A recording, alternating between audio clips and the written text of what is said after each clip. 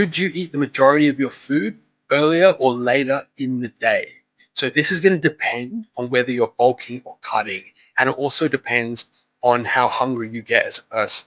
So if you're bulking and say you struggle with bulking, you need to eat a big breakfast early in the day, ideally with a decent amount of carbohydrates, because those carbohydrates will stimulate your appetite later in the day once they get digested.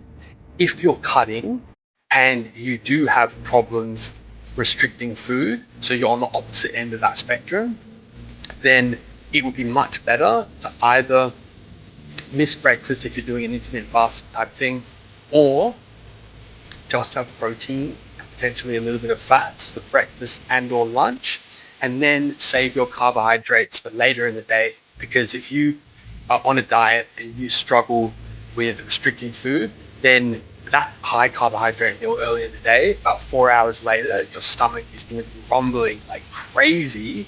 So just make sure that you think about what type of person you are in terms of how hungry you get.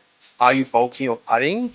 And then you can then decide, okay, I struggle to eat and I need to eat more, so I'm going to eat a lot early in the day with a high carbohydrate meal. Or I'm on the opposite end of that spectrum.